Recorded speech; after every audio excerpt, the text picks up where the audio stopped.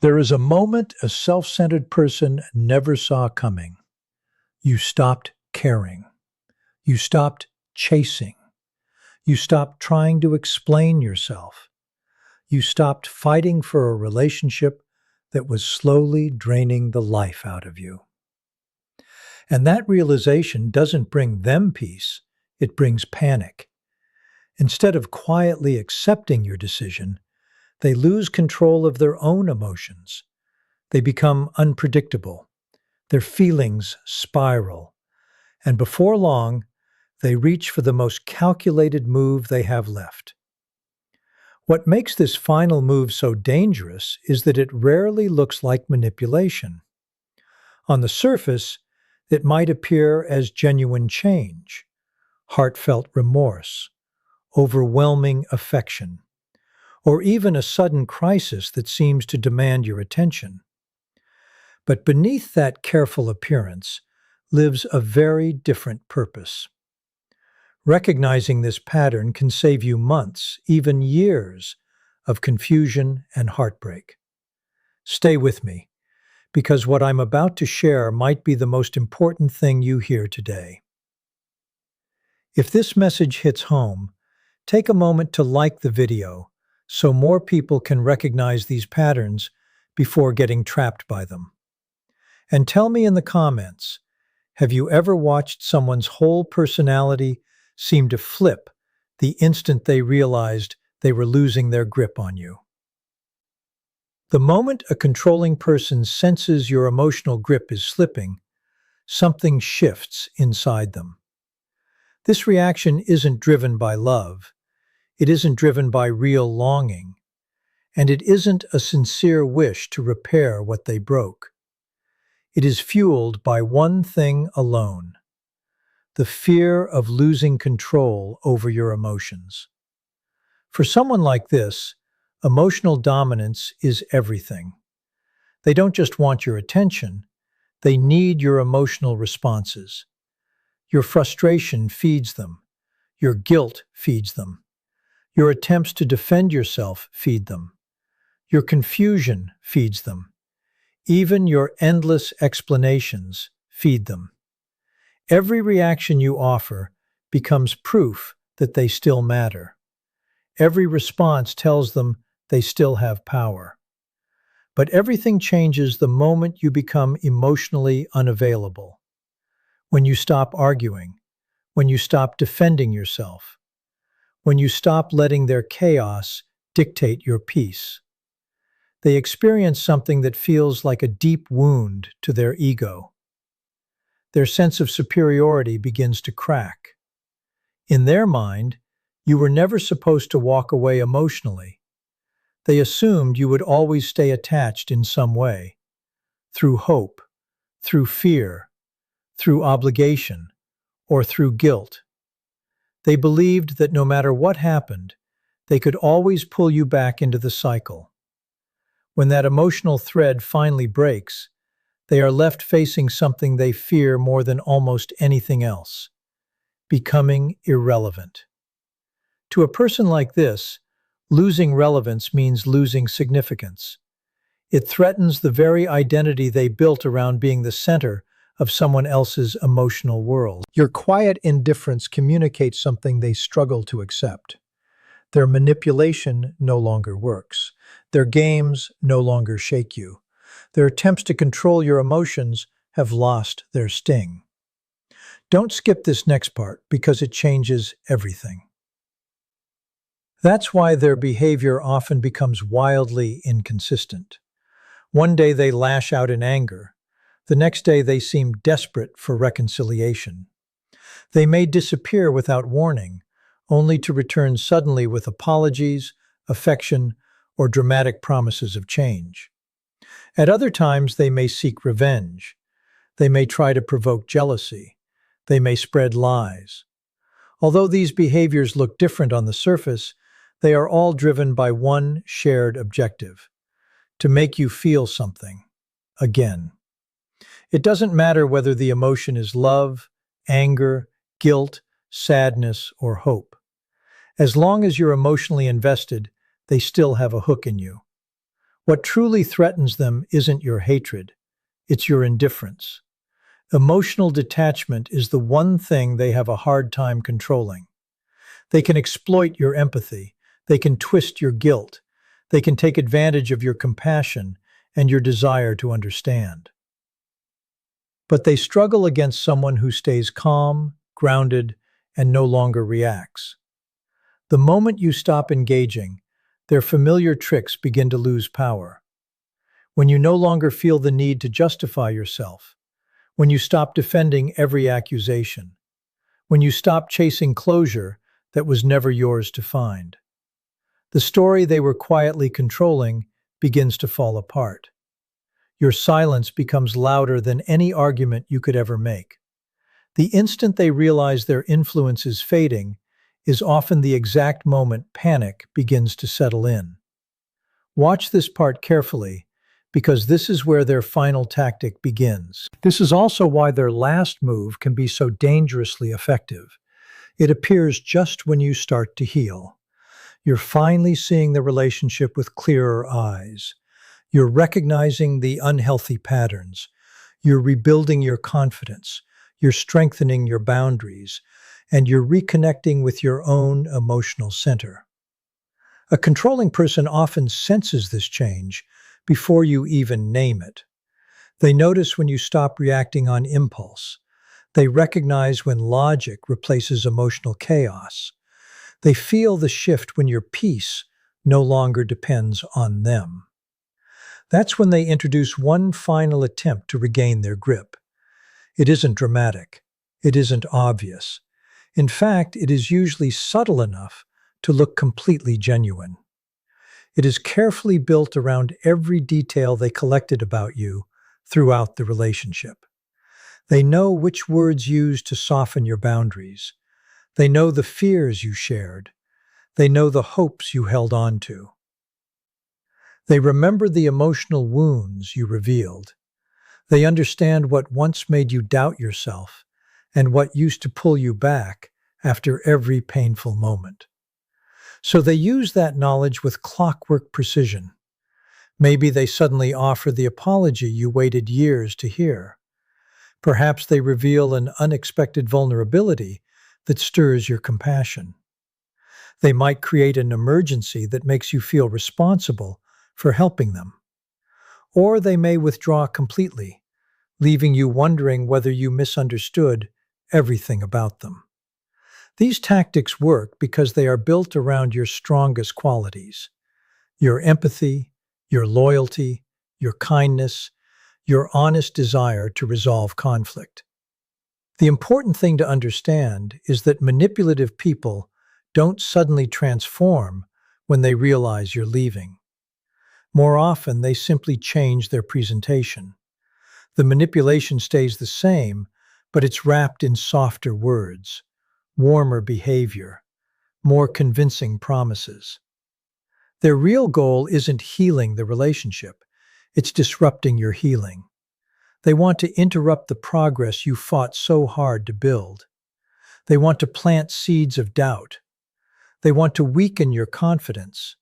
And they want to pull you back into the emotional uncertainty where they always held the upper hand. That's exactly what makes this final move so effective. It doesn't look like manipulation at all. Instead, it resembles the person you spent so long hoping they would finally become. What makes this last tactic so convincing is that it gives you a brief glimpse of the person you always believed they could be. For one moment, it appears as though they finally understood the pain they caused. It looks like real growth. It looks like accountability. It looks like the breakthrough you waited years for. But beneath that shiny appearance is something completely different. This is not genuine transformation. It's not emotional healing. It's a carefully choreographed attempt to draw you back into a relationship where they once held all the leverage. The goal isn't to rebuild trust, it's to restore control. The timing is never accidental. These behaviors almost always appear when you've stopped reacting, when you've stopped chasing, and when you've started reclaiming your emotional independence. The instant they sense you're no longer available, they begin searching for any opening that might reconnect you to the cycle. That's why so many people fail to recognize what's really happening. Once you emotionally detach, the balance of the relationship shifts completely. For maybe the first time, the other person is no longer controlling the emotional atmosphere. They aren't directing every conversation. They aren't influencing every decision. They aren't deciding how you feel from one day to the next. Your calm becomes unsettling to them. Your silence speaks deeper than arguments ever did. Your lack of urgency tells them they no longer carry the same weight in your life. And because they can no longer predict your reactions with confidence, they start leaning on increasingly calculated strategies designed to pull you back into emotional engagement. One of the first roles they often adopt is the victim. Suddenly they're overwhelmed, abandoned, misunderstood, facing one hardship after another. They send emotional messages describing how much they're suffering, how difficult life has become without you, how painful their past has always been. Every word is aimed at waking your compassion and making you feel responsible for their emotional state. If sympathy doesn't reopen the door, they quickly shift into another version of themselves. Now they become the person who has supposedly changed. They speak about self-improvement, therapy, personal growth, about finally understanding everything you tried to tell them. They start saying exactly what you've wanted to hear for months or even years. Their words sound almost perfect. But notice the timing. These dramatic realizations only appear after you begin walking away. The transformation conveniently arrives the exact moment they're losing access to you. That makes it nearly impossible to separate sincerity from strategy. And if kindness, vulnerability, and promises still fail to pull you back, another mask appears. This time they become defensive, hostile, openly confrontational. They accuse you of being heartless. They insist you become selfish, uncaring, or even cruel. They rewrite the history of the relationship. They shift blame onto you. They manufacture conflict just to force you into another conversation. The specific emotion doesn't matter to them, whether it's guilt, anger, fear, frustration, or sadness. Every emotional reaction creates a new opening for them to regain influence over your life. That's why this tactic can feel so overwhelming. The constant shifts leave you wondering which version of them is real. One day they are apologetic. The next they are attacking you. Then they become vulnerable again, only to switch into distant and cold shortly after. That unpredictability keeps your mind spinning, searching for answers. Meanwhile, they are rarely confused themselves. They are observing. They pay close attention to which emotional approach still affects you. They test every button they learn throughout the relationship, hoping one of them still produces the response they want. What you're witnessing isn't evidence of lasting change or authentic love. It's control desperately fighting to survive. When you stop caring, the other person experiences something that feels deeply threatening to their identity. Your emotional independence wounds them far more than arguments or heated confrontations ever did. As long as you stayed emotionally invested, even through conflict, you kept feeding them. You kept giving them attention, validation, and quiet reassurance that they still mattered. Every explanation, every apology, every attempt to fix things reinforced their sense of importance. Once those reactions disappear, so does a major source of the supply they depended on. That's when their behavior often grows even more dramatic. Their personality seems to flip from one moment to the next. At times, they are unexpectedly gentle and patient. Hours later, they become cold, dismissive, or openly cruel. Then they appear broken, remorseful, or emotionally overwhelmed, as though they experienced a sudden awakening overnight. These shifts aren't random emotional outbursts. They are calculated attempts to discover which version of themselves still has the power to reach you. A controlling person watches for feedback constantly. Every response you give becomes information. They are trying to identify which mask still opens the door. They may cry and insist they can't live without you. They may finally take responsibility for their behavior.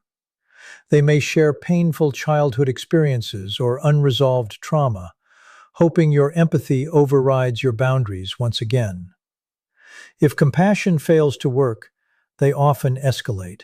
They become harsh, accusatory, emotionally distant, intentionally shocking. Their objective is to disturb your emotional stability because uncertainty weakens confidence, and a confused person is far easier to influence than someone who feels grounded and clear. These emotional swings hit the deepest parts of your heart. They target your compassion, your hope, your loyalty, your belief that people can genuinely change. Before long, you may find yourself questioning everything again. You start wondering if this time they're finally telling the truth. Maybe they've really changed. Maybe you're walking away just as they're becoming the person you always hoped they could be. That uncertainty isn't happening by accident. It is exactly what they intended. The constant flips between affection and hostility aren't random at all. They are deliberate attempts to find which emotional response still reaches you. Every change in behavior is another experiment designed to test your limits, because what they really want isn't understanding, they want access.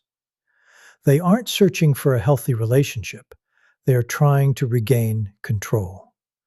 Emotional inconsistency becomes one of their sharpest tools.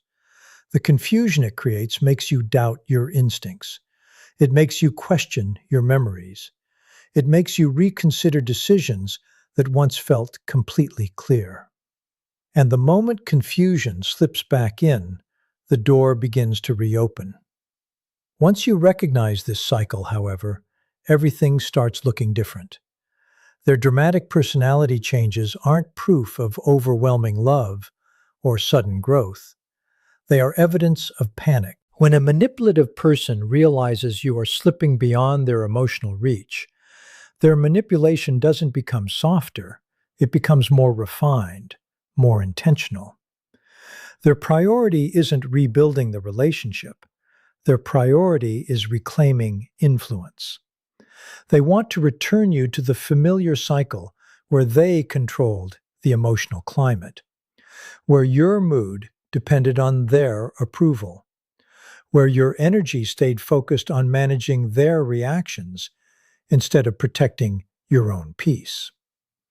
What frightens them more than your absence is the loss of authority they once held over your thoughts, your emotions, and your decisions. At this point, their behavior often becomes remarkably strategic. They begin recreating moments that once made you feel emotionally connected. They bring up cherished memories, private conversations, meaningful places, inside jokes that remind you of the happier parts of your history together.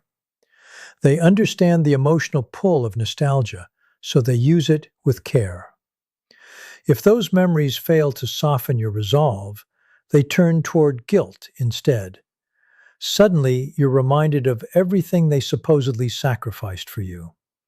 They emphasize moments when they supported you, stood beside you, or claimed to have loved you unconditionally. Those stories may be exaggerated, selectively remembered, or entirely rewritten. But the objective stays the same: They want you questioning your own boundaries. Guilt is one of the strongest emotional anchors they can use because compassionate people naturally struggle with the idea of hurting someone else, even someone who repeatedly hurt them first. If guilt still doesn't reopen the connection, another strategy appears: fear. Sometimes it's direct, other times it's subtle enough that you barely notice it happening. They hint that they're falling apart without you. They suggest you're the only person who truly understands them. They imply that something terrible might happen if you keep walking away. The message stays similar each time. You are responsible for keeping them emotionally stable. Ironically, this expectation often comes from someone who rarely accepted responsibility for the emotional pain they caused you. What makes these tactics especially dangerous is how carefully they're disguised. They rarely present themselves as manipulation. Instead, they arrive looking like vulnerability. They resemble honesty. They appear as emotional emergencies demanding immediate attention. They create situations that make you feel needed once again.